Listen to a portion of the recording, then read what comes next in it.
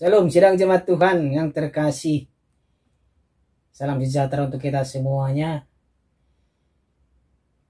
Puji Tuhan, sampai hari ini Tuhan masih memberkati kehidupan kita. Kita patut bersyukur. Mari sidang jemaat Tuhan, kita masuk dalam renungan kita. Mari kita memuji Tuhan. Kita katakan kepada Tuhan, ku hidup karena anugerah-Mu.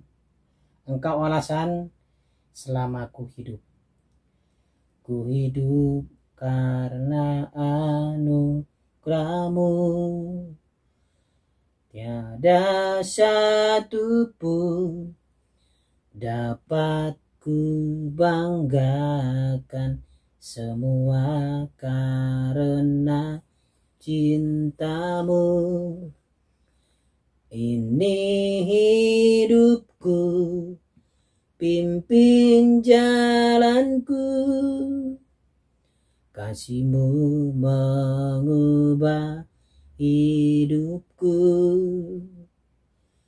Kau memilihku, selamatkan hidupku, semua karena cinta-Mu. Ini hidupku, pimpin jalanku. Yesus, pegang erat tanganku.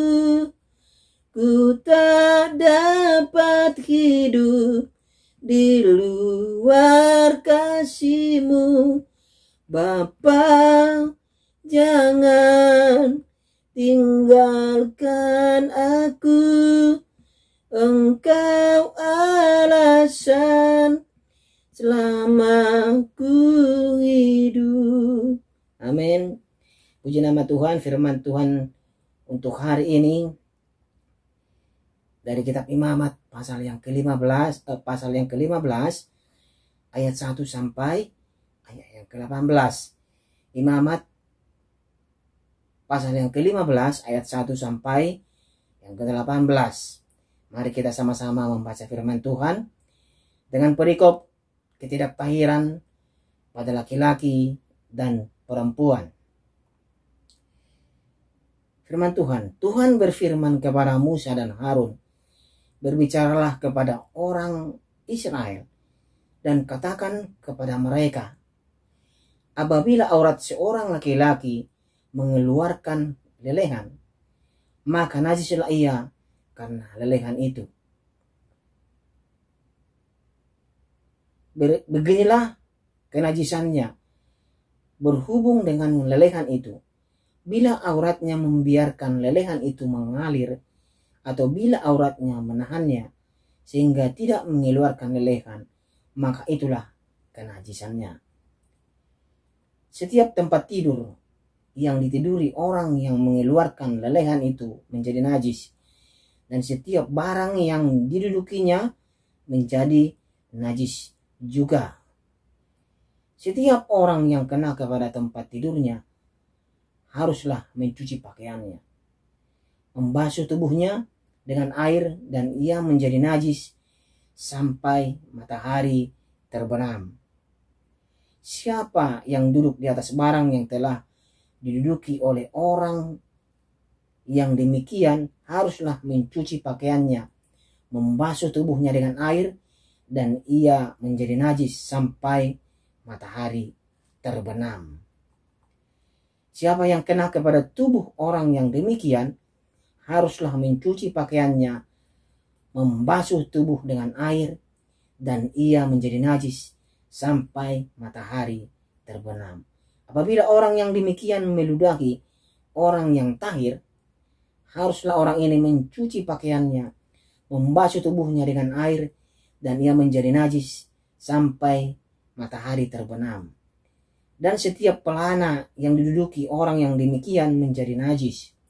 Setiap orang yang kena kepada sesuatu bekas tempat orang tadi menjadi najis sampai matahari terbenam. Siapa yang mengangkatnya haruslah mencuci pakaiannya, membasuh tubuhnya dengan air, dan ia menjadi najis sampai matahari terbenam. Dan setiap orang yang kena pada orang yang demikian, sedang orang ini tidak mencuci tangan dahulu dengan air, haruslah mencuci pakaiannya, membasuh tubuhnya dengan air, dan ia menjadi najis sampai matahari terbenam. Apabila orang yang demikian sudah bersih dari lelehannya, ia harus menghitung 7 hari lagi untuk dapat dinyatakan tahir, lalu mencuci pakaiannya, membasuh tubuhnya dengan air mengalir, maka ia menjadi tahir. Pada hari yang ke-8 ia harus mengambil 2 ekor burung tekukur atau 2 ekor anak burung merpati dan datang ke hadapan Tuhan ke pintu kemah pertemuan dan menyerahkan burung-burung itu kepada imam. Lalu imam harus mempersembahkannya yang seekor sebagai korban penghapus dosa dan yang seekor lagi sebagai korban bakaran. Dengan demikian imam mengadakan pendamaian bagi orang itu di hadapan Tuhan karena lelehannya. Apabila seorang laki-laki tertumpah maninya, ia harus membasuh seluruh tubuhnya dengan air dan ia menjadi najis sampai matahari terbenam. Setiap pakaian dan setiap kulit yang kena tumpahan mani itu haruslah dicuci dengan air dan menjadi najis sampai matahari terbenam.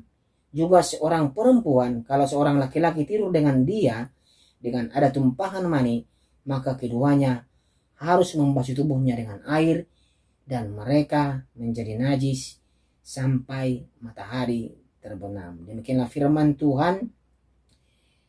Cukup panjang kita membaca sidang jemaat Tuhan.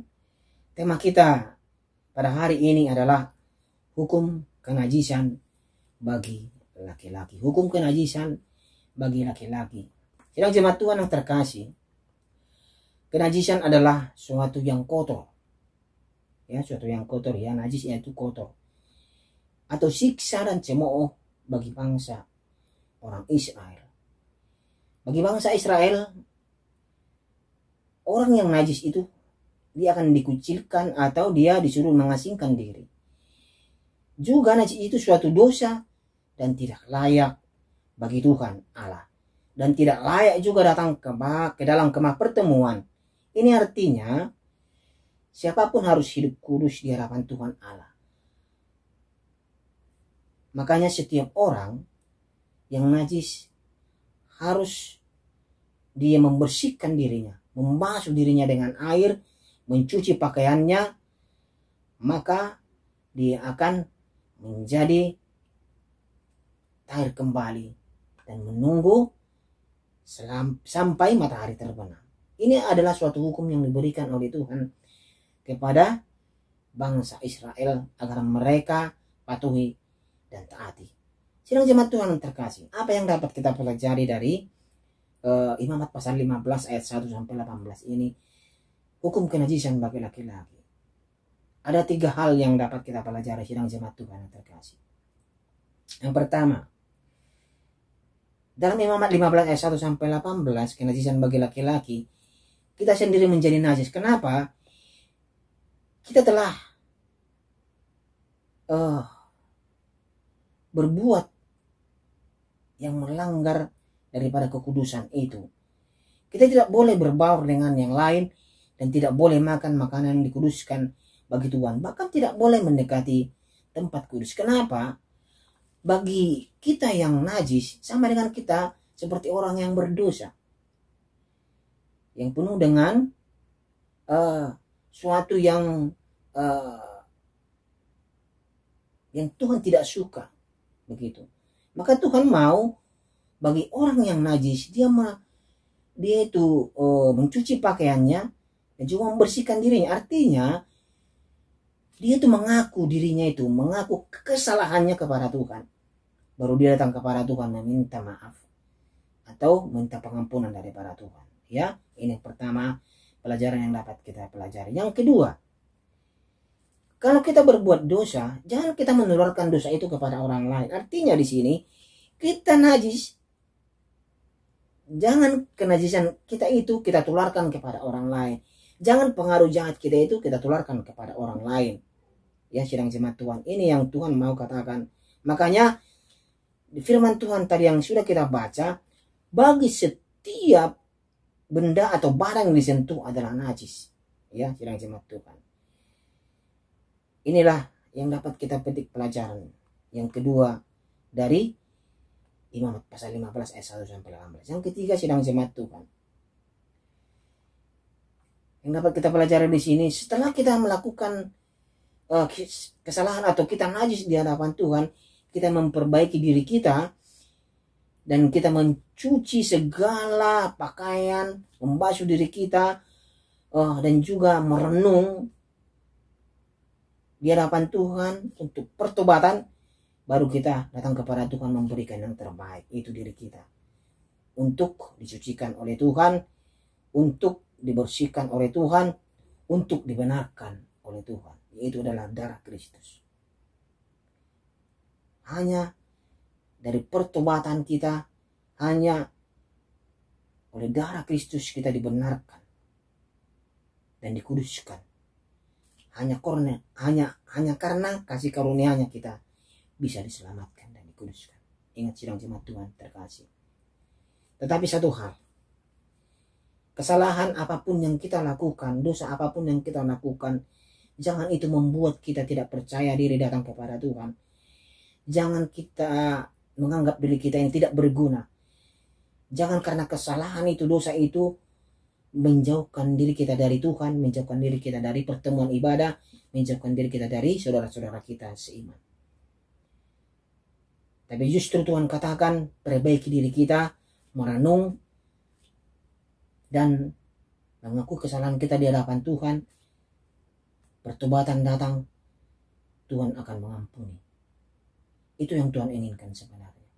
Makanya ketetapan ini Tuhan berikan agar umatnya mematuhinya. Karena Tuhan itu adalah kudus. Siapapun yang datang kepada Tuhan harus kudus. Ya, sidang jemaat Tuhan yang terkasih. Seperti firman Tuhan katakan, walaupun dosamu merah seperti kermeci, Tuhan akan putihkan seperti salju dan bulu domba.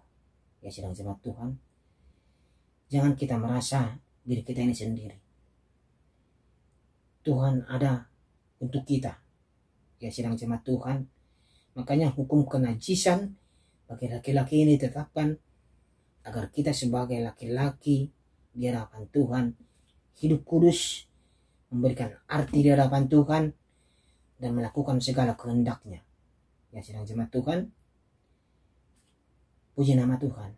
Biarlah firman Tuhan ini memberikan suatu rema dalam hidup kita, memberikan pelajaran yang berharga dalam hidup kita, bahwa hidup kita ini berarti di hadapan Tuhan, bahwa hukum ini diberikan Tuhan agar kita patuh dan taat dan hidup kudus di hadapan Tuhan.